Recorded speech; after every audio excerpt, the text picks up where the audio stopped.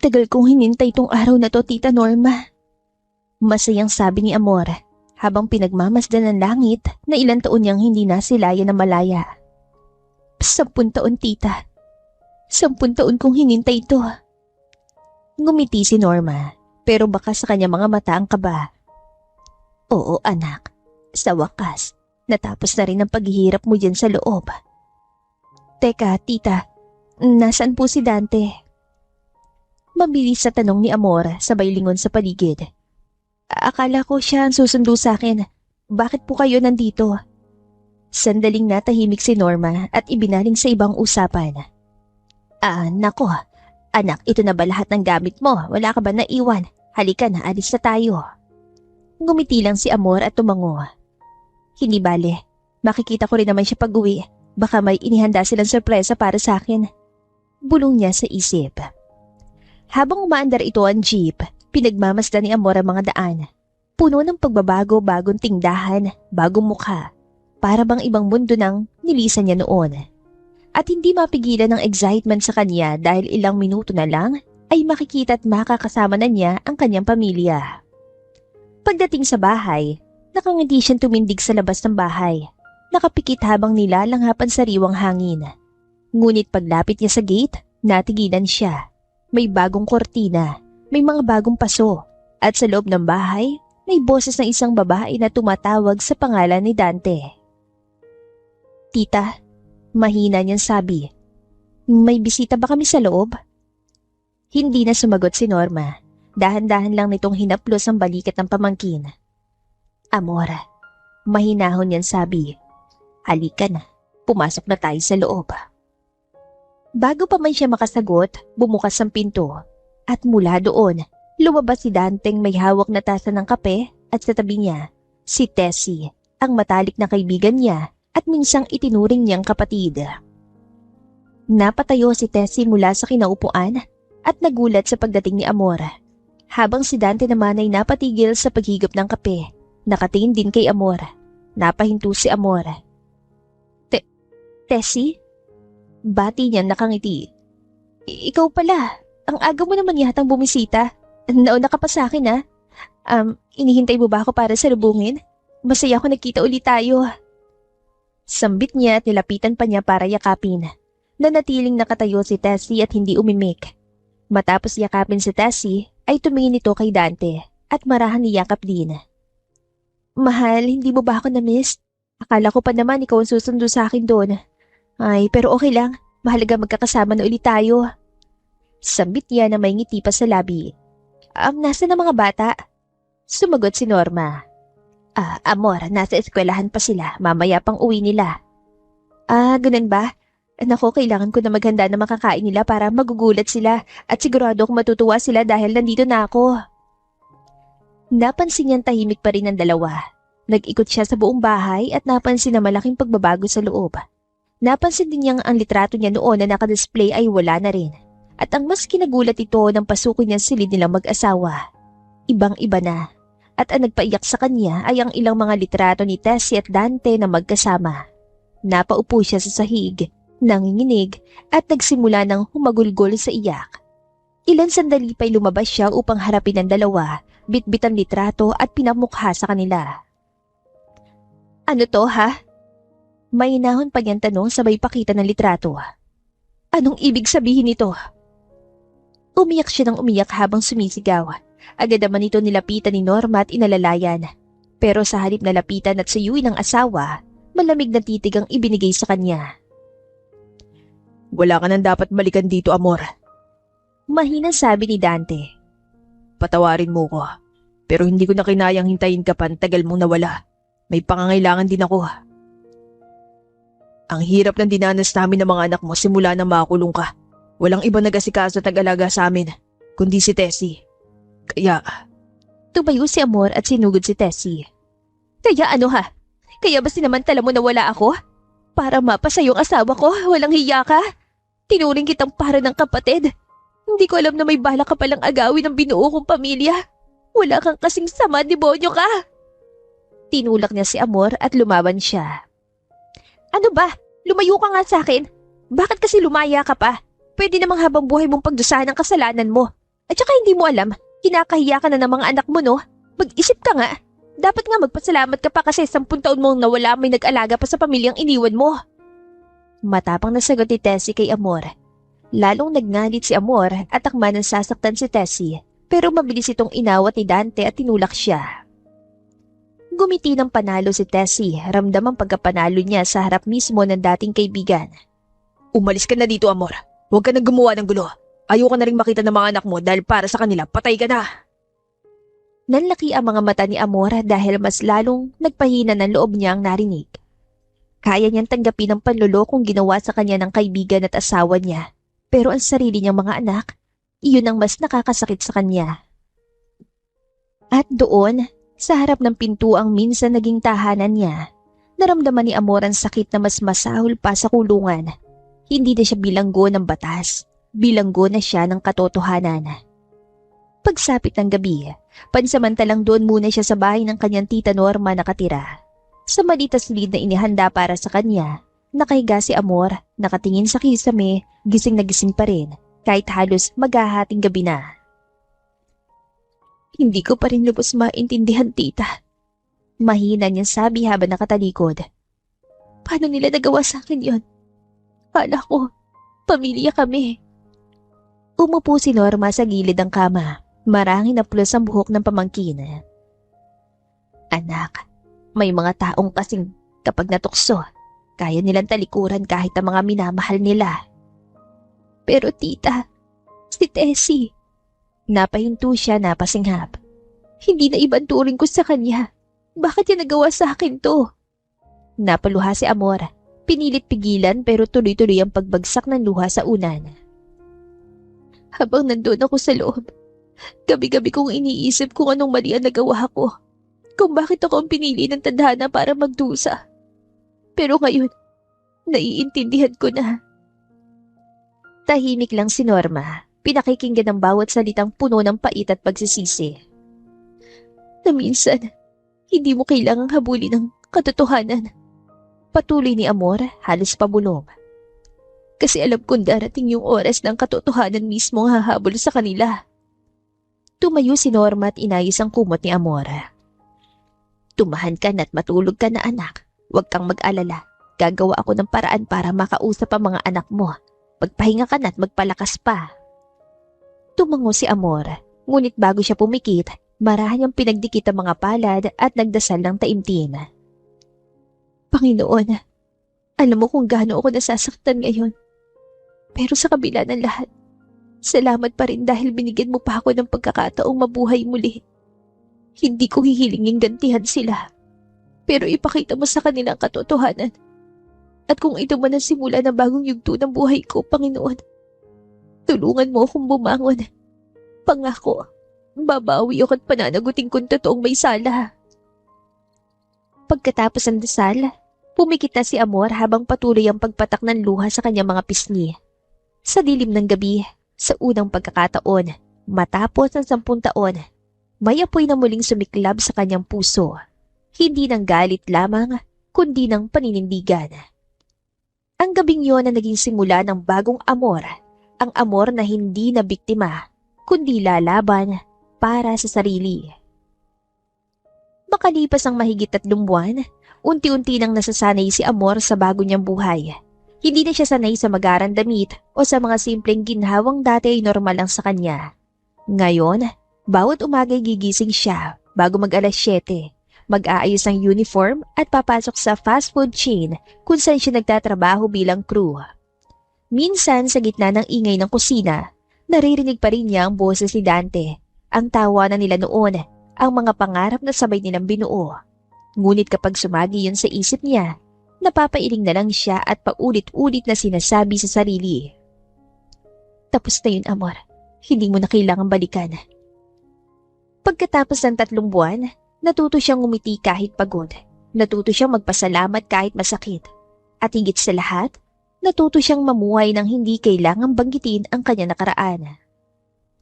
Hanggang sa isang araw, habang abala siya sa pag-aayos ng mga tray at paghahatid ng pagkain sa mga mesa, sa kabilang mesa may isang babaeng customer na naka-sunglasses, may suot na Peking bag at halatang nagyayaman-yamanan lang.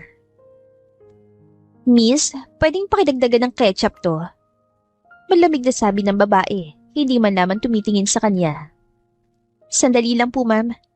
Magalang nasagot ni Amor. Ngunit nang ibaba ng babae ang hawak nitong dyaryo, para bang biglang huminto ang mundo ni Amor. Si Tessie, ang babaeng sumira ng kanyang pamilya. At ngayon, nakaupo ito sa harap niya, nakangiti, at walang bahid ng pagsisisi. Sandaling nagtagpo ang kanilang mga mata. Ang puso ni Amor ay kumabog na mabilis, ngunit pinilit niyang huminga ng malalim at ngumiti. Hindi siya pwedeng bumigay, hindi siya pwedeng bumaba sa antas nito. Enjoy your meal, ma'am. Mahinahong sabi niya sabay talikod. Sandali lang. Biglang tawag ni Tessie. May halong pang-iinsulto ang tono. Amor, ikaw ba yan? Tumigil si Amor, hindi agad lumingon. Narinig niya mahinang tawa ni Tessie. So, dito ka na pala nagtatrabaho. Sabi nito. Akalain mo yon? Dating may bahay, may asawa, may magandang trabaho. Tapos ngayon, crew na lang sa fast food? Napahinga ng malalim si Amor at dahan-dahang humarap. FYI, ma'am. Kahit crew lang, marangal na trabaho pa rin po ito para sa akin. Tumawa si Tessie, malakas, para bang gusto talaga niyang marinig ng ibang tao. Ah, marangal? Buti tinanggap kinala, no? Oh, hindi kaya nila alam na bagong laya ka lang? Natameme si Amor at tumingin sa paligid, sinigurado niyang walang nakarinig. Saka ngumiti kay Tessie, kalmado pa rin. Oo, wala namang kaso sa kanila kung nakulong ako na ilang taon. Kasi alam ko naman pati na wala talaga akong kasalanan. Huwag kang mag-alala. Kahit ano pang gawin mo, wala ka na masisira sa akin. Kasi matagal mo nang nasira. Bahagyang nagbagong ekspresyon ni Tessie, pero agad din siyang umisi ulit, may halong pang-aasar. Ang yabang mo pa rin, Amor, no? Kahit na alam mo nang wala ka ng karapatan magsalita ng ganyan. Ako ng asawa ni Dante ngayon. Ako ang pinili niya. Lumapit ang bahagya si Amor. Mahinahon ngunit matalim ang mga mata. Pinili ka niya? O ipinilit mo sarili mo? Anong ibig mo sabihin? Singhal ni Tessie. Alam mo kung anong ibig kong sabihin. Sagot ni Amor. Mababa ang tono ng boses ngunit puno ng bigat. Alam ko matagal ka ng laway na laway sa asawa ko. Kaya gumawa ka ng paraan para hindi ako maging sagabal sa plano mo. Ginamit mo ang tiwala ko para ilubog ako. Napakunot at noon ni Tessie. Anong pinagsasasabi mo? Dahan-dahang umiti si Amor. Tila ba siya na ngayon ang may kontrol sa sitwasyon? Sa bagay, ikaw ang pinili. Pero hindi mo may tatanggi na ako pa rin ang hinahanap-hanap ng asawa ko. Lalo na sa gabi. Sandaling natigilan si Tessie pero agad itong tumawa ng pilit. Hindi totoo yan. Tumawa ng mapang-asar si Amor. Aminin mo na kasi na malaki ang pinagkaiba natin. Ako pinipilit kong magbagong buhay.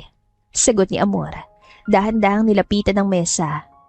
Ikaw naman, mas lalo ka nilalamon ng kasinungalingan mo. Isang tani ka lang dinala sa bahay ko at hindi mo man lang alam. Nakakulong ka rin. Napatigil si Tessie, halatang tinamaan sa mga salita. Tumigil ka na, hindi mo ako kilala. Singhal nito pero nanginginig ang boses. Hindi ko na kailangan makilala ka ulit. Mahinahong sagot ito. Dahil ang babae nakikita ko ngayon ay hindi na yung kaibigan kong minahal ko noon.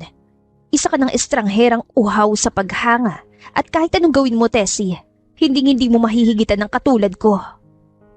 Hindi na nakapagsalita si Tessie. Ang mga mata nito ay nag-aapoy sa galit. Lumayas ka! Sigaw niya sabay hampas sa tree. Bago pa kita mareklamo at maging huling araw mo na to. Ngunit kumiti lang si Amor, marahan at puno ng dignidad. Pagkatapos ay dahan-dahan siyang tumalikod at naglakad papasok ng kusina, tuwid ang likod, hindi na lumingon. Habang naglalakad siya palayo, ramdam ni Tessie ang panginginig ng galit. Galit dahil sa halip na mapahiya si Amor, mas lalo ito naging buo sa harap niya. Pagkapasok ni Amor sa likod ng counter, saka lamang siya napaupo. Nanginginig ang mga kamay niya pero hindi dahil sa takot, kundi dahil sa bigat ng emosyon na kanina pa niyang pinipigilan.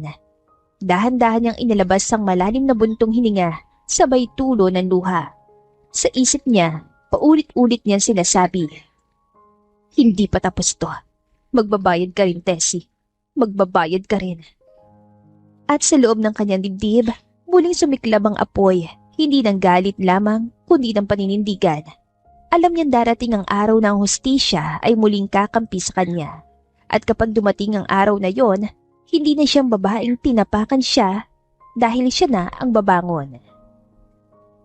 Pagsapit ng gabi, mainit ang simoy ng hangin ng gabing yon. Kakatapos lang maligo ni Tessie, suot ang matipis sa silk nightgown at may bahid ng pabango sa leeg.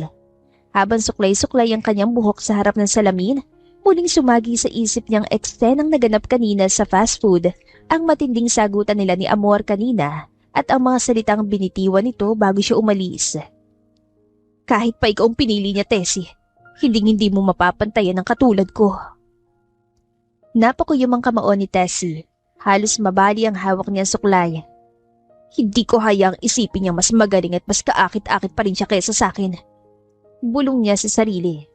Ilan sandali pa, lumapit siya sa kama kung saan mahimbing nang natutulog si Dante. Umupo siya sa tabi nito at marahing naplos ang dibdib saka bumulong. Love, gising ka pa ba? Gusto mo bang magpainit? Umungulan si Dante, maring pumikit at humarap sa kabilang gilid.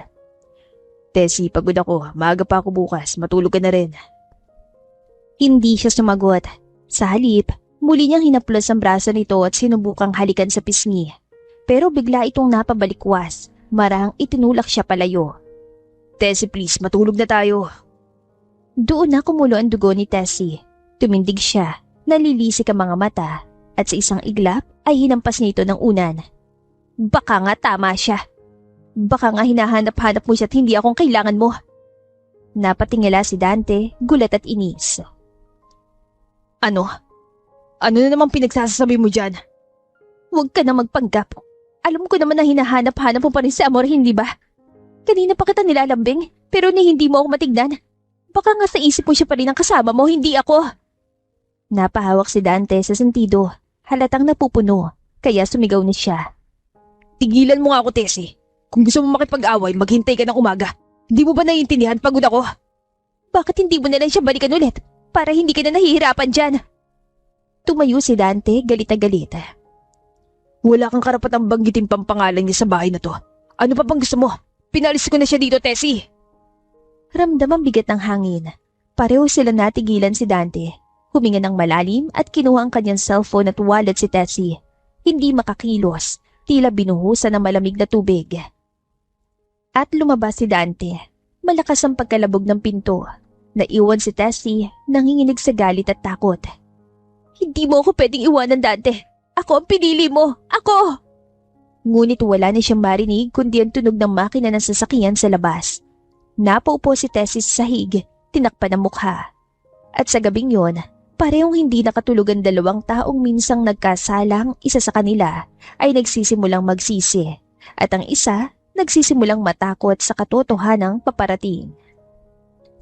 Kinaumagahan, maaga pa lang bago pumasok si Amor sa trabaho, ay naisipan na niya mag-jogging muna sa parke malapit sa tinitirhan nila ni Norma. Simula na makalaya siya, ito na naging paraan niya para mailabas ang bigat ng loob at maramdaman muli ang kalayaan ng hangin sa umaga. Ang araw na sumisilip sa pagitan ng mga dahon at ang bawat hakbang na tila paalala na buhay pa siya. Habang tumatakbo, naramdaman niyang unti-unting lumuluwag ang sintas ng kanyang sapatos. Ay naku naman, hindi pa nga nakakalayo eh. Tumabi siya sa gilid ng pathway at yumuko para ayusin ang sintas. Abala siya sa pagtatali nang may biglang huminto sa tapat niya. May pares ang sapatos na itim ang bumungad sa paningin niya. Bago pa siya makatingin, may marahang boses na nagsalita. Tubig, mukhang kailangan mo. Nagulat si Amor. Inabot sa kanya na lalaki ang isang bote ng malamig na tubig. Pag-angat niya ng kanyang tingin, tila huminto ang mundo niya sa ilang segundo. Sir Miguel? Gumiti ang lalaki. May halong hiya pero may ningning sa mga mata. Miguel na lang, akala ko hindi mo na ako makikilala eh. Kinuha ni Amor ang tubig at marahang tubango. Ay, hindi mangyayari yon. Hindi ko makakalimutan ang taong palagi nagbabantay sa akin noon. Bahagyang natawa si Miguel, sabay kamot sa batok. Wala yun. Gusto ko lang masiguro no na ligtas ka. Alam mo naman, hindi lahat ng nasa loob ay kaibigan at mapagkakatiwalaan. Naglakad silang dalawa sa gilid ng jogging path. Tahimik sa una, parang parehong nag-aalala kung paano magsisimula ng maayos na usapan. Ang tagal din no. Akala ko hindi na kita makikita ulit. Kumusta ka na nga pala? Tumahimik si Amor saglit. Pinaglaruan niya ang takip ng boteng hawak, pilit pinipigilan ng nangingilid na luha. Ako? Ayos lang, masaya. O siguro pinipilit kong maging masaya. Kailangan eh. Nagtatrabaho ako ngayon sa fast food. Maayos naman. Pero napayuko siya. Minsan may mga bagay na mahirap kalimutan. Lalo na kapag alam mong wala ka naman talagang kasalanan. Pero matagal na panahon mong pinagdusahan. Napatigil si Miguel. Halata sa mukha ang awa at pagkagulat. Hayaan mo na, lalabas at lalabas din ang katotohanan. At kapag nangyari yun, siya naman ang makakaranas ang dinanas mo sa kulungan. Sana nga. At saka dapat lang talaga na pagbayaran niya yun. Dahil sa ginawa niya, hindi lang ako nagdusa. Nawalan din ako ng asawa, ng pamilya, pati mga anak ko galit sa akin. Ayaw akong kausapin. Nalaso ng utak nila ng tatay nila pati ng babaeng. Tinuring ko ng kapatid. Napatingin sa kanya si Miguel. Ha? Teka, tama ba narinig ko? Nawalan ka ng pamilya? Asawa at pati anak mo galit sa'yo at ayaw kang kausapin? Tapos ang dahilan ng lahat ng yun ay ang babaeng tinuring mo ng kapatid? Tumango si Amor na bahagyang lumungkot ang mukha. Nagkatitigan silang dalawa. Sa mata ni Miguel, may pag-aalala. Grabe, wala akong masabi sa kaibigan mong yun. Dapat pinaglaban mong karapatan mo. Hinarap mo siya, hindi ka sana pumayag na maagaw niyang pamilya mo. Ngumiti ng pilit si Amor. Hindi na rin siguro. Kasi kung lalaban ako, baliwala na rin kasi nawala na ako ng kakampi. Kasi, yung mismong asawa ko pa nagtaboy sa akin na umalis ng bahay. Mas pinili niya yung kabit niya kaysa sa akin. Umiling-iling si Miguel, hindi makapaniwala sa nangyari. Huwag kang mag-alala. Ipagpasuggest mo na lang ang lahat ng nangyayari ngayon sa buhay mo. At magtiwala ka lang sa kanya. Gagaan din yung nararamdaman mo. Ngumiti si Amor sa kanya at nagkatinginan sila muli ngayon ay may kakaibang lambing sa pagitan ng mga ngiti nila. At sa unang pagkakataon, matapos ang napakahabang panahon, nakaramdam siya ng magaan at tibok ng puso, isang damdaming hindi takot, hindi galit, kundi pag-asa. Lumipas na mga araw, tila unti-unting bumabalik ang kulay sa buhay ni Amor at dahil yon kay Miguel. Araw-araw sila nagkikita, hindi man planado, parang kusa silang dinadala ng oras sa iisang lugar tuwing umaga. Ang jogging na dati paraan lang ni Amor para makalimot, ngayon ay naging sandali ng ngiti at tahimik na saya. Sa bawat ikot nila sa parke, palaging may kwentuhan tungkol sa trabaho, sa buhay, sa mga simpleng bagay. Minsan nagbibiro si Miguel tungkol sa kung paano siya dati kinakatakutan ni Amor sa kulungan. Pero ngayon daw, siya nang palaging kasama nitong tumatakbo sa umaga. Naalala mo ba yung una nating jogging? Parang gusto mo pa akong iwasan doon. Natawa si Amor. Hindi naman. Nagulat lang ako na bigla kang lumitaw. At saka sino ba naman na mag-aakalang yung pulis sa kulungan, siya pa palang magiging jogging buddy ko? Pareho silang natawa, pero sa likod ng halakhakan, may halong pagkakaintindihan, isang tahimik na koneksyon na unti-unting tumitibay. Ang unti-unting pagbabago sa buhay ni Amor. Sa tulong ni Miguel, hindi lang sa emosyon nakabangon si Amor. Tinulungan siya nitong makapasok sa negosyo na pag-aari niya, isang flower and gift shop na may online delivery service. Sa una, simpleng trabaho lang ang ibinigay sa kanya. Pero dahil sa sipag at disiplina ni Amor, mabilis siya nakilala ng mga empleyado bilang isang mabuting leader. Makalipas ng ilang buwan, siya nang tumatayong manager ng buong branch. Madalas siyang sinusundo ni Miguel at minsan ay sabay pa silang kumakain sa bahay pagkatapos ng trabaho. Pero kahit maganda ng takbo ng kanyang buhay, hindi pa rin tuluyang mapanatag si Amor. Sa tuwing mag-isa siya, bumabalik sa isip niya ang dahilan kung bakit siya nakulong at ang panininlang na hanggang ngayon ay patuloy niyang gustong mapanagot. Kaya't kahit abala sa negosyo, patuloy pa rin siyang tumutulong kay Miguel sa tahimik nilang investigasyon. Isa-isa nilang tinutuklas sa mga dating kasong konektado sa pagkakakulong ni Amor. Umaasang darating ang araw na mabubunyag ang katotohanan. Isang hapon, matapos ang mahabang araw sa shop, Nagpasya silang magpahinga sa parke kung saan unang nagtagpo muli ang kanilang mga landas. Nakaupo sila sa damuhan, may hawak na malamig na inumin habang pinagmamasdan ng mga taong nagdaraan. Miguel, hindi ko na siguro alam kung paano pa ako magpapasalamat sa'yo. Kung hindi dahil sa'yo baka hanggang ngayon, lubog pa rin ako at wala ako sa ganitong posisyon. Hindi mo kailangang magpasalamat, amor. Lahat na nangyari sa'yo hindi maganda noon, hindi mo deserve yun. Ang tanging gusto ko lang, makita ka muling humingiti. Napayuko si Amor, bahagyang namula. Ang bait mo talaga. Ang swerte siguro ng mapapangasawa mo. Kaya nga pinili kita. Ha? Ano sinabi mo? Wala. Sabi ko, para sa akin, sapat na yung makita kong bumabangon ka ulit. Maraming salamat, Miguel. Amor, may gusto sana akong sabihin sa'yo. Tumingin si Amor sa kanya, medyo nagtataka. Ano yon? Ngumiti si Miguel, ngiting hindi mo alam kung simpleng biro o may halong kaba. Okay lang ba sa'yo na alisin na kita sa posisyon mo bilang manager? Napatas ang kilay ni Amor at halatang nagulat, nabigla at bahagyang nalungkot din. Aalisin mo na ba ako? Naku, that's not what you think. Sorry, hindi ko kasi alam kung paano sasabihin. Paano ba? Okay lang, Miguel. Malaki naman talaga nang naitulong mo sa akin kaya okay lang. Marami pa naman ibang trabaho dyan. No, hindi ganun, amor. Huminga ng malalim si Miguel bago magpatuloy. Kaya ako sinabing aalisin na kita sa posisyong yan dahil may mas deserving pa na posisyon ang naghihintay sa'yo. Nanlaki ang mga mata ni Amor pero halata pa rin ang pagtataka.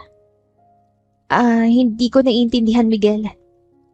Gusto kong sabihin sa'yo na tong shop na to. Mag-hire tayo ng bagong manager dahil ikaw na mismo ang nagmamay-ari ng shop na to. Napaiyak si Amor at napapikit, hindi makapaniwala sa narinig. Miguel, totoo ba? Hindi mo alam kung gaano ako kasaya ngayon. Hindi ba parang sobra-sobra na yata to? Maliit na bagay lang yan, ano ka ba? At dahil gusto ko rin na ikaw ang kasama ko sa lahat ng plano ko. Alam kong kaya mong magpatakbo ng negosyo at higit pa doon, gusto kong maramdaman mong may tiwala ako sa'yo. Hindi ko alam kung anong sasabihin ko, pero sobrang saya ko. Sobrang salamat talaga, Miguel. Ngumiti lang si Miguel, pero ngayon, seryoso na ang tinig niya. Amor, noon pa man, sa kulungan pa lang, ginusto ko na talaga na tulungan ka. Hindi dahil naaawa ko, kundi dahil gusto kita. Gusto kita, Amor. Napatigil si Amor, parang biglang lumambot ang paligid. At ang ingay ng mga tao sa parke ay unti-unting nawala. Anong sinabi mo? Gusto kita, Amor, noon pa. Nung unang beses kita makita sa loob, ramdam kong mabuting tao ka. Pero hindi pa ako pwedeng lumapit noon, hindi tama. Kaya tiniis ko na lang. Pero ngayon malaya ka na at kaya ko na sabihin. Hindi ko hinihingi ng suklian mo agad. Pero sana alam mo totoo yung nararamdaman ko para sa'yo. Unti-unting namasa ang mga mata ni Amor. Hindi dahil sa kalungkutan, kundi dahil sa gulat at kabigatan ng emosyon. Miguel. Hinawakan ni Miguel ang mga kamay ni Amor. Amor, magtiwala ka sa akin. Hindi kita sasaktan. Alam ko, pero hindi sa ganun. Alam mo naman kung ano pa yung mga dapat kong ayusin, di ba? Hindi pa ako handa, Miguel. Hindi pa ako buo. Gusto kong ayusin muna ang sarili ko. At higit sa lahat, gusto ko maibalik ang oras ko sa mga anak ko. Tumango si Miguel, walang halong pilit. Alam ko, Amor, at yun din naman ang gusto ko, na ayusin mo muna lahat ang dapat ayusin. Pero sana habang ginagawa mo yun, hayaan mong tulungan kita. Tulungan tayo na mabuo yung sarili mo. Nandito lang ako, Amor, kasama mo. Napangiti si Amor kahit may luha sa mga mata. At doon, marahan tinanggap ni Amor ang kamay ni Miguel. Hindi pa siya handa sa pag-ibig, pero handa na siyang bigyan ng pagkakataon ang sarili na maramdaman ulit ang saya at ang tiwala. At sa paghawak nilang yon, parehong alam nilang nagsisimula ng bagong kabanata ng kanilang buhay. Hindi lang bilang magkasintahan, kundi bilang dalawang taong sabay na lumalaban para sa katotohanan, sa hustisya at sa panibagong pag-asa. Samantala, sa kabilang bahagi ng bayan, abala ng mga araw na yon si Dante sa kanyang maliit na bakuran. Mayroon siyang alagang mga manok, panabong na matagal na niyang kinahihiligan. Masigla niyang pinapakain ng mga ito. Tila doon na lamang ibinubuhos ang pansamantalang kapayapaan ng kanyang isip. Habang nakatuon siya sa pagpapakain, sa loob naman ng bahay ay ibang eksena nagaganap. Si Tessie ay palihim na nagmamadali papunta sa kwarto. Tahimik siya lumapit sa pantalon na nakasabit sa likod ng pinto ng kwarto, kung saan nakalagay ang wallet ni Dante. Dahan-dahan niya itong kinuha, marahang binuksan, at nagbilang ng mga perang nakalagay sa loob. Yan, kahit papano may pambili na ako ng gusto ko. Hindi naman niya malalaman. Ngunit bago pa siya tuluyang makalabas ng kwarto, napahinto siya na marinig ang mahinang boses ng bata. Si Chloe, ang 8 taong gulang na bunsong anak ni Dante at Amora. Tita Tessie, bakit niyo po kinukuhanan ng pera ang wallet ni Daddy? Natigilan si Tessie. Napatigil ang kanyang paghinga at marahang lumingon. Nakatayo si Chloe. Hawak-hawak ang isang laruan, pero halata sa mga mata nito ang takot at pagtataka. Hindi naman sa ganun. Nagbibiro lang si tita. Kukunin ko lang to kasi may bibiling importante si tita, okay? Kaya po dapat alam niya kasi pera niya yan. Kaya isusumbong kita sa kanya. Tumakbo ang bata papunta sa labas pero mabilis itong nahawakan ni Tessie sa braso nito na medyo madiin. San ka pupunta? Magsusumbong ka? Bad ka! Kaya ayoko sa'yo! Susumbong kita sa daddy ko! Makinig kang bata ka. Huwag na huwag mo sasabihin kahit kanino yung nakita mo, ha? Kapag nagsumbong ka sa daddy mo, masasaktan ka, naiintindihan mo? Napaiyak si Chloe. Pilit pinipigilan ng luha habang dahan-dahan tumango. Maya-maya pa, bumukas ang pinto at pumasok si Dante at naabutan niyang hawak-hawak ni Tessie ang braso ni Chloe. Ano nangyayari dito? Ngumisi si Tessie. Hinaplos ang buhok ng bata. Kunwari may lambing. Pinilit magmukhang kalmado. Ito kasi si Chloe, love. Gusto lang daw akong kalaro. Kaya yan, nagkukulitan kami kanina. Tumingin si Dante sa anak na ngayon tahimik lang at nakayuko. Nilapitan niya ito at marang hinaplos ang ulo ng anak. Ngunit sa likod ng bawat ngiti ni Tessie, may nakatagong lihim. Lihim na hindi pa alam ni Dante. Sa pamilihan, si Norma na dalang eco bag at listahan ng mga bibilhin ay mahinahong namimili. Nang bigla siya mapatigil dahil ilang metro mula sa kanya, ay nakita niya si Dante kasama si Tessie. Sandaling nagtagpo ang kanilang mga mata. Ngumiti ng pilit si Norma bilang pagbati at ganoon din si Dante, tila alanganin. Ngunit bago pa siya makatalikod, sumabat si Tessie na may mapanuyang ngiti. Aba, si Tita Norma pala to. Kumusta po? Patagal ko na kayong hindi nakikita teka. Siguro naghihirap ka na rin ngayon no? Kasi kasama mo sa bahay ang pamangkin mong malas. Si Norma kalmado lang at patuloy sa pagpili ng gulay. Ay, nakakatuwa lang. Kasi kahit pala nakulong na, may kumakampi pa rin. Pero siguro sobrang hirap nyo ngayon no? Nakakain pa ba kayo ng 3 beses sa isang araw? Kasi mukhang namamayat po kayo. Ang hirap kapag may kasama ka sa bahay sa galing sa kulungan no? Tessie, pwede ba? Pag-awat ni Dante kay Tessie. Tila nahihiya sa ginagawa ni Tessie, habang si Norma ay patuloy lang sa pamimili. Ngunit na marinig niyang huling linya, ang paratang kay Amor ay marahan niyang ibinaba ang hawak na bayong. Tessie, alam mo hindi ko alam kung sinong mas nakakaawa sa inyo ng pamangkin ko. Si Amor na kahit ilang beses mo sirain, bumabangon pa rin. O ikaw, na kahit nakuha mo ng dapat sa kanya, hindi pa rin makausad. Bakit? Hindi mo ba kayang higitan ng pamangkin ko? Kaya hanggang ngayon paday ang putak mo. Tumigil si Tessie, hindi nakasagot agad. Kung akala mo na ikinakahiya ko si Amor, nagkakamali ka. Mas gugustuhin ko makasama taong marunong magsisi at bumangon, kaysa sa taong lumalaki lalo ang ulo dahil nakuha ang gusto niya gamit ang panlilinlang at kasakiman. Hindi totoo yan. Bawiin mo yung sinabi mo, matanda ka. Lumapit ang marahan si Norma at tinignan siya sa mata. Kahit anong ganda ng suot mo, kahit anong make-up mo, hindi mo maitatago ang kabalbalan ng asal mo. Yang ganda mo panlabas lang, sa loob puro inggit at kasinungalingan. May mga nakikinig na tindera at mamimili, nagbubulungan na. Sa susunod na maliitin mo at kutsain si Amor, hindi lang yan ang aabutin mo. Napaatras si Tessie, nagdilim ang mukha. Tinapunan na masamang tingin si Norma. Pero wala siya na isagot. Si Dante naman ay nakatungo, tila nahihiya sa mga nakapaligid sa kanila, hindi makatingin sa kahit sino. Agad na ring umalis si Norma pagkatapos sabihin na lahat ng yon. Tama na, Tessie. Umuwi na tayo. Bulong niya kay Tessie. Dahil nakita niya mga tao na nakatingin na sa kanila, may ilan pang nagbubulungan. Sa sobrang hiya't inis, bigla na lang siyang tumalikod at nagmamadaling umalis, iniwan si Tessie sa gitna ng pamilihan.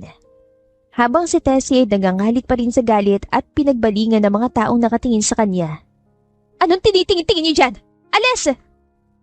At nang humawi ang mga tao, ay natanaw niya si Dante na naglalakad na papalayo sa kanya na lalong nagpagalit sa kanya. Hindi pa ako tapos! Sambit niya.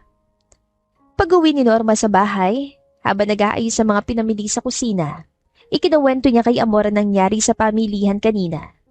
Tahimik lang si Amor habang nakikinig. Marahan nagkakape, ngunit sa mga mata nito ay mababakas ang lungkot at pangunawa. Tita, sana po hindi niyo na lang siya pinatulan. Sanay na ako sa mga ganyan. Alam kong darating ang araw may kabayaran din lahat ng ginagawa niya. Anak, hindi ko siya pinatulan dahil gusto ko makaganti. Ginawa ko yun kasi ayoko nang patuloy kang yurakan ng mga taong katulad niya. Hindi porke tahimik ka at hindi lumalaban tama na silang apihin ka. Napangiti si Amor sabay yakap sa matanda. Salamat tita, palagi kayo nandyan para sa akin. Samantala, sa bahay naman nila Dante at Tessie, si Dante tila pagod at bugbog sa emosyon ay nakaupo sa mesa, tuloy-tuloy sa pag-inom. Ilan sandali ay dumating na si Tessie na hindi pa rin humuhupa ang galit. Agad itong naamoy ang alak at napailing sabay sigaw. Ayan! Diyan ka magaling! Ibang klase ka?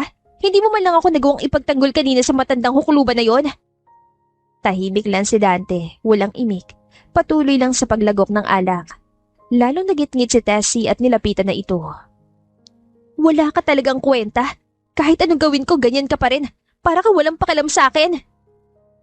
Nabigla si Tessie nang biglang ibinagsak ni Dante ang bote sa sahig, nabasag ito at nagkalat ang bubog at alak sa sahig. Tama na, Tessie! Napatigil si Tessie, natigilan sa kinatatayuan. Hindi ka ba napapagod? Araw-araw puro sigaw, puro paninita, puro paghihinala. Hindi mo ako binibigyan ng kapayapaan kahit sandali lang, kahit isang buong araw lang. Tumayo si Dante, hawak ang ulo, tila hirap pigilan ng emosyon. Alam mo, hindi ako ganito dati, Tessie. Malabo mo akong mapainom ng ganitong oras. Malabo mo akong makitang problemado at palaging galit. Pero dahil sa'yo, naging ganito na ako. Ang layo-layo mo kay Amor. Noon puro sa'yo tawa na lang dito sa bahay, wala kaming problema at mas lalong walang ganito, Tessie. Wala! Pero alam mo nung dumating ka, nung mas pinili kita kaysa sa kanya. Heto, parang nagkandaleche-leche na tong pamilya na to. Parang binuhusan ng malamig na tubig si Tessie. Nanlaki ang mga mata nito. Hindi makapaniwala sa narinig. Dante. Gusto ko lang namang mabuhay na maayos, Tessie. Ikaw, bakit parang hirap na hirap ka pa mamuhay ng tahimik? Ginawa ko ng gusto mo. Iniwan kong asawa ko para sa'yo. Mas pinili kita sa kanya. Ano pa bang gusto mo? Napaluha si Tessie at tila natauhan. Nilapitan si Dante at biglang niyakap ito. Dante, sorry. Hindi ko rin naman gusto itong mga nangyayari sa atin. Mahal kita, ayoko lang mawala ka. Pumigla si Dante at dahan-dahang inalis sa mga kamay ni Tessie sa kanya. Pero bago tuluyan lumabas ng bahay, huwag mong hintayin pagsisihan ko na pinili kita, Tessie. At lumabas siya ng bahay, ni hindi man lamang lumingon. Iniwan niya si Tessie na tulala sa harap ng lamesa, puno ng pagsisisi at walang tigil sa pag-iyak. Ilan sandali pa, maririnig ang marahang pagbukas ng pinto ng kwarto. Lumabas ang dalawang anak ni Dante, ang panganay na lalaki. 15 taong gulang at ang bunsong babae. Tahimik lang sila na nakatayo sa pintuan at pinagmamasdan ng umiiyak na si Tessie sa harap ng mesa. Nakita din nila ang mga basag na bote sa sahig. Sandaling tumingin sa kanila si Tessie pero agad din itong yumuko. Makalipas ng 1 linggo, tila bumalik na muli sa dati ang tahimik na tahanan nila Dante at Tessie. Maayos na nga ba ang lahat o iyon ang akala nila? Sinusubukan ni Tessie na magbago at sinisikap nilang kalimutan ng lahat ng alitan na nagdaan. Ngunit sa kabilang dako, sa kabilang dulo ng syudad, may pusong muling nasasaktan at naghihintay pa rin ang pagkakataong makita ang mga anak. Sa labas ng St. Monica Elementary School, tahimik na nakatayo si Amor, hawak ang maliit na paper bag na may lamang mga baong cookies at juice na paborito ng mga anak niya. Nakangiti siya habang pinagmamasdan ng mga batang isa-isang lumalabas ng gate. Pero habang lumilipas sa mga minuto, unti-unti nang nawala ang ngiti sa labi niya. Siguro baka na-late lang sila. Baka may activity. Pero hanggang sa nakadaan ng lahat ng mga estudyante, ay saka lang niya napagtanto na wala doon ang mga anak niya. Natahimik si Amor. Napayuko. Mahigpit na hinawakan ng paper bag sa kamay. Parang biglang sumikip ang kanyang dibdib. Parang nawala ang lakas ng mga tuhod. Marahan siya lumakad palayo. Pilit pinipigilan ng pagpatak ng luha. Ang araw na inasahan niyang magiging masaya ay nauwi sa isa na namang pagdurusa. Agad siya nagtungo sa shop. Umupo siya tahimik na tulalang nakatitig sa kawalan. Hindi siya mapakali. Pero sa totoo lang, ubos na siya. Ubos na sa paghihintay sa pangungulila at sa sakit ng pagkawalay sa mga anak. Ilan sandali pa ay isang pamilyar na boses ang kanya narinig. Excuse me? Napalingon si Amor at agad na napangiti ng bahagya. Nakatayo si Miguel, naka-civilian attire pero halatang sanay pa rin sa tikas ng uniform. Bahagyang nagulat si Amor pero masaya. Babe, anong ginagawa mo rito? Biglaan naman yata. Hindi ka ba naka-duty ngayon? Namiss ko lang makita ka. Gumiti si Amor at namula ang pisngi. Actually, may dala akong balita. Isang magandang balita. Umupo sila sa maliit na mesa sa loob ng opisina. Hindi pa man sila nag-uumpisa mag-usap, ay parang nararamdaman ni Miguel ang bumabagabag sa isip ni Amor. Ayos ka lang, babe? Tumango si Amor pero hindi umimik. Hinipo naman ni Miguel ang leeg niya para tignan kung nilalagnat. Hindi ka naman nilalagnat. Sigurado ka bang okay ka lang? Gusto mo, ipagpabukas na lang natin to. Ihatid na kita pa uwi para makapagpahinga ka. Hindi, babe. Okay lang ako, promise. Sigurado ka, ha? May breakthrough na tayo sa kaso mo, babe. Natigilan si Amor. Nakatingin ng diretso sa kanya. Breakthrough? Anong ibig mo sabihin? Natrisa namin ang tao nagbigay ng peke at binayarang testigo sa kaso mo. At alam mo ba kung kanino galing ang pera? Hindi agad sumagot si Amor. Parang may kung anong malamig na hangin na dumampi sa kanya. Ang puso niya ay biglang bumilis ng tibok. Si Tessie. Natigilan si Amor. Parang tumigil ang oras. Tessie. Ang dating matalik na kaibigan. Ang babaeng inasahan niya. Pinagkatiwalaan niya at ang unang umagaw sa pamilya niya. Huwag mo sabihin. Siya mismo ang dahilan kung bakit ako nakulong. Tumango si Miguel. Lahat ng ebidensya papunta sa kanya. Siya ang nagbayad sa testigo. Siya nagplanta mga dokumento na ginamit sa korte. Ginamit ang tiwala mo at pati ang pangalan mo para mailigaw ang kaso. Napatakip ng bibig si Amor, hindi makapaniwala. Ang lahat ng sakit, galit at pait na akala niyang nalampasan na niya, muling bumalik, mas matindi pa. Akala ko tapos na. Akala ko ang pinakamasakit na magagawa niya ay nang inagaw niya sa akin ng pamilya ko. Pero yung ganito, yung buhay ko mismo, kinuha niya. Marangay nawakan ni Miguel ang kamay niya. Amor, alam ko masakit. Pero wala ka na dapat ikabahala. Hindi mo na kailangang matakot. Ngayong hawak na natin ang katotohanan. Panahon na para lumaban ka. Sa legal na paraan. Panahon na para makuha mong hustisya matagal nang ipinagkait sa'yo. Nandito lang ako, babe. Pinahid niya ang luha niya at naging matigas na ang loob niya. May apoy sa mga mata niya. Hindi na ng galit lang, kundi na lakas ng loob. Hindi ko siya sasaktan. Pero ipaparanas ko sa kanya ang sakit at hirap na dinanas ko dahil sa kanya.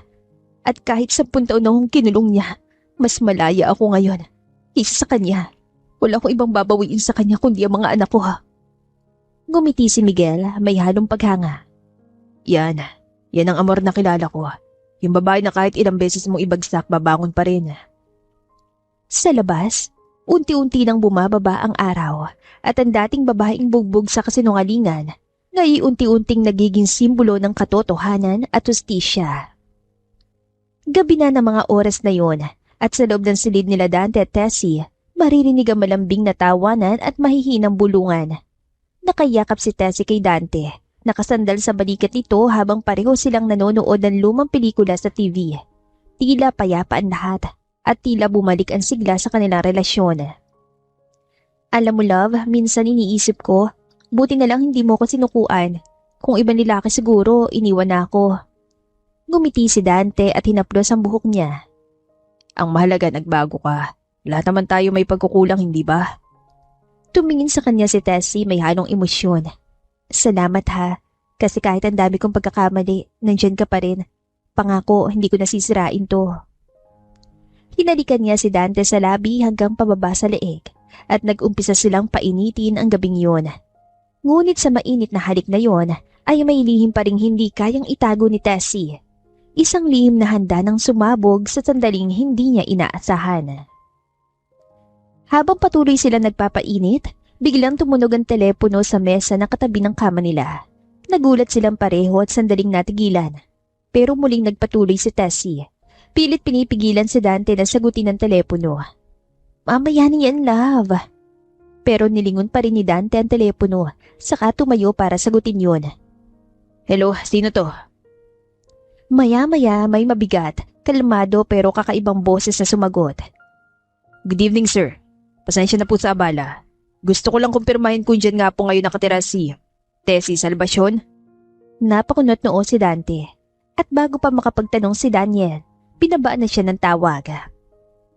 Napatitig lang si Dante sa telepono, tila naguguluhan. Paglingon niya, nakita niya nakatingin si Tessie sa kanya. Sino daw siya at bakit daw tumawag? Tanong ni Tessie. Hindi nagpakilala pero kilala ka't hinahanap ka. Halatang nabigla si Tessie pero pinilit ngumiti. Ha? Siguro wrong number lang yun. Ang dami namang may pangalan Tessie sa mundo, hindi ba? Umiling si Dante, nag-aalangan. Pero tinuko niyang address natin. Alam niya kung saan tayo nakatira. Pati apelyido mo alam niya. Kaya imposibleng ibang Tessie yung tinutukoy nila. Lumapit si Tessie sa kanya. Niyakap siya mula sa likod. Pilit nilalambing. Love, huwag muna nating isipin yon. Baka taga-delivery lang o scammer. Wala lang yun. Gumiti siya. Ngunit sa likod ng ngiting yon, bakas ang takot sa mga mata niya. Pagkatapos ng ilang minuto, balik na sila sa kama pero hindi na ganoon karelax si Dante. Habang magkayakap sila ni Dante, napatingin siya sa telepono at muling napaisip. Dahil ang lihim na inakala niyang nailibing na sa nakaraan, ngayon ay unti-unti nang kumakatok muli. Makalipas ang ilang linggo, abala si Amor sa kanyang trabaho, gayon din si Miguel sa kanyang tungkulin bilang pulis. Dahil sa araw-araw na pagod at halos walang oras sa isa't isa, naramdaman nilang unti-unting nagiging routine na lang ang lahat. Kaya isang araw, habang sabay sila nag-aalmusal, biglang nagsalita si Miguel. Babe, mukhang kailangan na nating magpahinga. Hindi lang katawan pati isip. Pumayag ka na kasi na magbakasyon tayo kahit 2 araw lang. Natawa naman ng bahagya si Amor. 2 araw lang? Hindi ka ba nanghihinayang doon? At saka kawawa naman yung mga empleyado natin doon. Ayoko namang iwan sila. Ito talagang girlfriend ko, napakasipag naman sa trabaho, masyadong ginagalingan. Alam mo okay lang yan, mas okay na yun nakakapag-relax naman tayo kahit minsan. Kailangan natin yun, hindi pwedeng puro trabaho lang. Napangiti si Amor, napailing, pero halata sa mata ang saya. Kinabukasan, habang abala si Amor sa pag-ayos ng mga dadalhin, pinilit pa niyang isamang kanyang tita Norma, pero umiling ito habang nakangiti. Bakit kasi hindi ka nalang sumama sa amin, tita? Gusto ko kung nasan ako nandun ka rin. Ano ka ba naman, Amor? Huwag mo na akong isama. Oras at panahon niyo yan ni Miguel kaya sulitin niyo yan. Lumapit pa siya at hinawakan ng kamay ni Amor.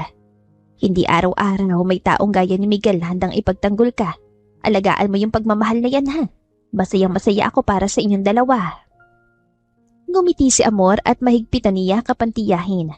Samantala, sa isang private beach resort na nirentahan ni Miguel para sa kanilang dalawa ni Amor, ramdamang katahimikan at lamig ng simoy ng hangin.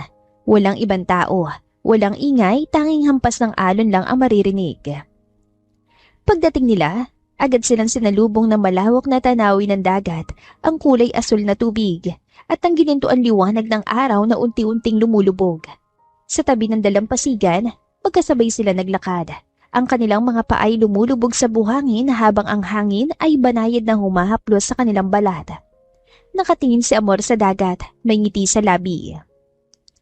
Ang tagal ko nang hindi nakakaramdam ng ganitong kapayapaan. Tumingin si Miguel sa kanya. Kaya nga matagal ko nang gustong daling ka dito. Kaso nga nakakailang beses ka ring tumanggi at naiintindihan ko naman. Kaya masaya ako nangyari to. At sa wakas, nandito na tayo. Maya-maya'y nagpatugtog si Miguel ng mabagal na musika mula sa speaker. Lumapit siya kay Amor, iniabot ang kamay. Pwede ba kitang maisayaw? Tumingin si Amor, bahagyang natawa pero agad tinanggap ang kamay nito. Sa ilalim ng mga bituin, dahan-dahan silang sumayaw. Parang bawat tibok ng puso nila ay sabay sa tugtog ng musika. Babe, salamat sa pagdating sa buhay ko. Masuyong hinaplos niya ang pisngi ni Amor at hinalikan niya ito sa noo. Habang sumasayaw, unti-unti silang napalapit hanggang sa maramdaman ni Amor ang init ng hininga ni Miguel sa kanyang pisngi. Isang marang sandali at nagdampi ang kanilang mga labi. Isang halik na puno ng pag-unawa at paggalang. At sa gabing yon, habang bumabalot ang dilim at kumikislap ang mga bituin sa kalangitan, saksi ang dagat at hangin sa unang gabing pinag-isa ng tadhana, ang dalawang pusong parehong hinintay ang pagkakataong yon. Samantala, nasa trabaho na mga oras na yon si Dante pero hindi siya mapakali. Paulit-ulit na bumabalik sa isip niya ang tawag na natanggap niya nung isang gabi. Ang lalaking may mabigat na tinig na nagtanong ng kanilang address at hinahanap si Tessie. Mula noon, hindi na siya mapalagay. Kahit anong pilit niyang ibaling sa trabahong isip, may kung anong kutob na kumakabog sa kanyang dibdib. Hanggang sa biglang tumunog ang kanyang telepono. At sa kabilang linya ay ang panganay na anak niya at sinabing may dumating na mga pulis sa bahay at sapilitang sinama si Tessie. Napakunutan noon ni Dante. Hindi na siya nagpatumpik-tumpik pa. Agad siyang sumakay ng kotse at halos liparin ng kalsada pa uwi ng bahay. Pagdating niya sa kanilang tahanan, bukas ang gate. Tahimik ang paligid na parang walang nangyari. Mabilis niyang binuksan ang pinto. At sa hindi inaasahang pagkakataon, bumungad sa kanya si Tessie. Nakangiti at abala sa paghahanda ng tanghalian. "Oh, love, ang aga mo yata ngayon." Hindi agad nakasagot si Dante. Napatitig siya kay Tessie na para bang may multo sa harap niya. "Uy, ano ka na dyan? Daig mo pa nakakita ng multo ah." Hindi ka ba umalis? Pilit na tumawa si Tessie pero sa loob-loob niya ay kinakabahan na siya. Ayaw niyang ipaalam kay Dante ang nangyaring pagdampot sa kanya ng mga pulis dahil alam niyang kapag nalaman ni Dante na siyang may kagagawan kung bakit nakulong si Amor ay siguradong magagalit ito at baka hiwalayan pa siya nito. "Ha? Saan naman ako pupunta?" Hindi na nagsalita si Dante. Mapanuri ang tingin.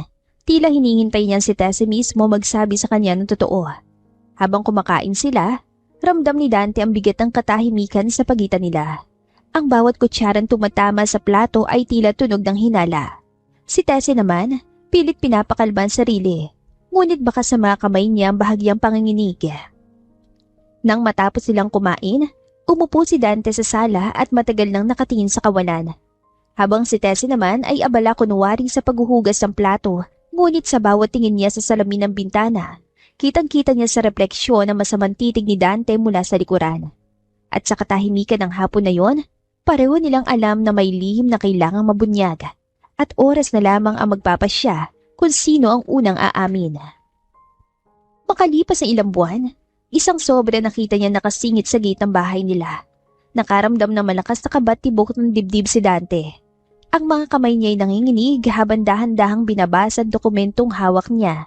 Ang pahayag ng mga pulis na nagpapatunay na si Tessie mismo ang nagpakulong kay Amor kahit wala talagang kasalanan si Amor. Hindi totoo to. Bulong niya, halos pabulong ngunit puno ng bigyati.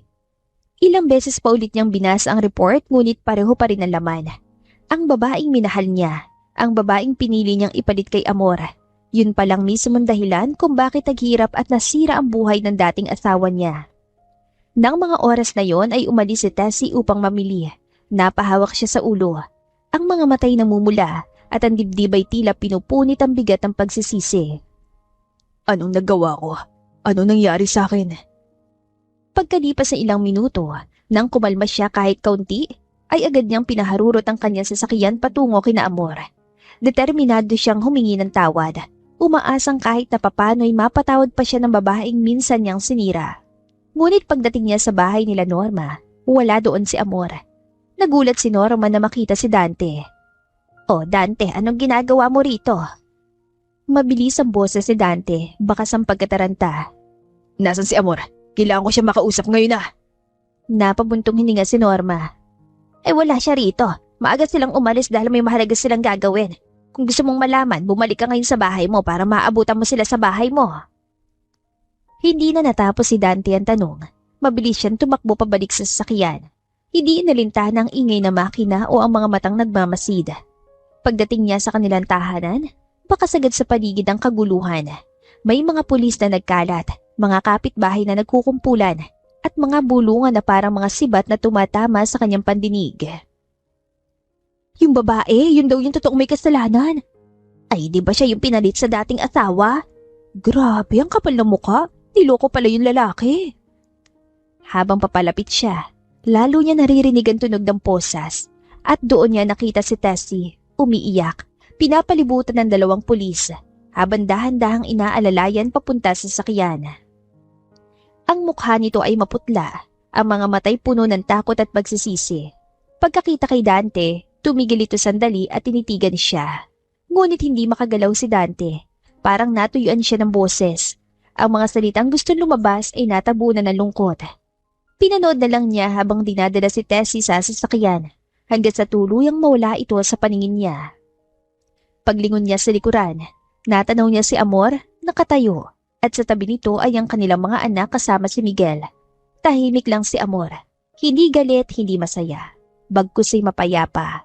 Tila isang babaeng natutong bumitaw sa sakit na nakaraan. Lumapit si Dante. Ang mga mata niya ay puno ng luha at sa unang pagkakataon, sa harap ng babaeng sinira niya noon, ay yumuko siya ng buong kababaang loob. Amor, wala akong mukhang maiharap sa'yo. Ang tanging gusto ko lang sabihin ay, patawarin mo ko. Patawarin mo ko sa lahat. Tumingin si Amor, kalmado ang tinig. Matagal na kitang pinatawa, Dante. Hindi dahil karapat-dapat ka, kundi dahil gusto kong tuluyang makalaya, hindi lang sa kulungan, kundi sa sakit na dinulot niya sa akin. Tumango si Dante, umiiyak, at lumuhod sa harap ng mga anak niya at ni Amor. Niyakap niya mga anak niya na mahigpit. Tila doon niya ibinuhos ang lahat ng pagsisisi at pangako ng pagbabago.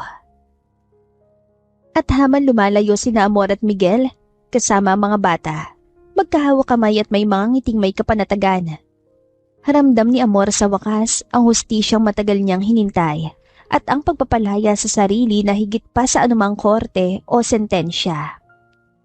Makalipas ng 1 buwan, ang muling paghaharap ni Amor at Tessie sa kulungan. Pero ngayon, si Tessie nang nasa loob at si Amor nang nasa labas. Dahan-dahang pumasok si Amor sa loob ng visiting area. Sa kabilang panig ng salamin, naroon si Tessie, nakasuot ng orange na uniforme, maputla at baka sa mukhang ilang gabing walang tulog. Ngunit ang magtagpo ang kanilang mga mata, agad itong itinuwid ang upo. Tinaasan ng tingin si Amor at pilit ang umiti na tila ba wala siyang ginawang kasalanan. Anong masamang hangin ang nagdala sa'yo dito? Ngumiti ng pilit si Amor. Maya-maya pa'y dumating si Miguel at nilapitan si Amor, hinawakan ng balikat. Sinisiguradong okay lang siya. Tumango si Amor at ngumiti lang kay Miguel. Tumawa naman na mapang-asar si Tessie. Oh, kaya pala. Kaya pala lakas na ng loob mo ngayon. Ang swerte mo naman. Hindi swerte ang tawag doon, Tessie. Tamang panahon. Tama lang na bumalik sa akin kung anong ninakaw mo. Napangiwi si Tessie. Ngumiti na mapait habang pinipisil ang mga kamay sa ilalim ng mesa. Wala akong ninakaw sa'yo, tandaan mo yan. Tumango lang si Amor. Ah, wala ba? Bakit kinailangan mo pansirain ang buhay ko para lang makuha ang gusto mo? Dahil naiinggit ka sa kung anong meron ako at yun ang wala sa'yo? Saglit na natahimik si Tessie, pero agad ding bumawi. Ngumisi, nagkunwaring matapang. Wala akong dapat ikainggit sa'yo.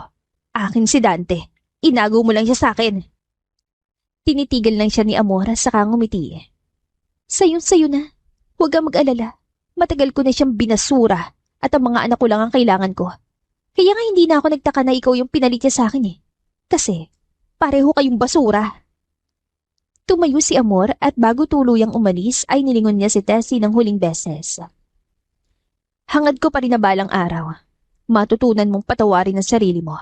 Dahil yun ang hindi ko kayang gawin para sa'yo. Pagkatapos ay lumakad din siya palayo, marangal at malaya. Pag-alis ni Amor, nakatitig lang si Tessie sa salamin, hanggang sa hindi na niya mapigilan ang pagpatak ng luha. Niyakap niya sa sarili, pinilit ngumiti kahit nanginginig na ang baba. Kaya ko to.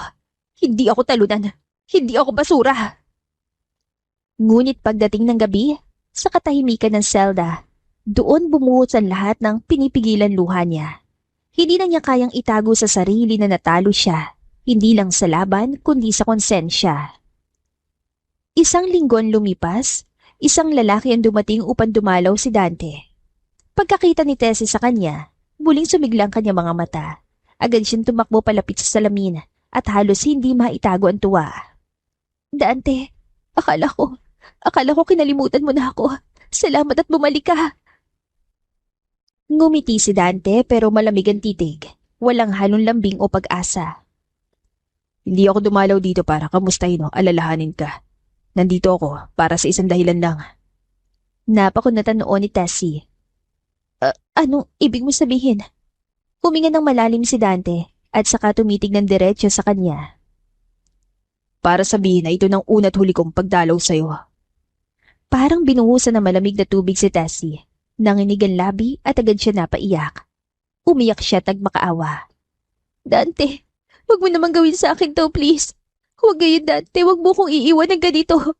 Mahal kita. Nagkamali lang ako. Di ko sinasadya lahat ng to.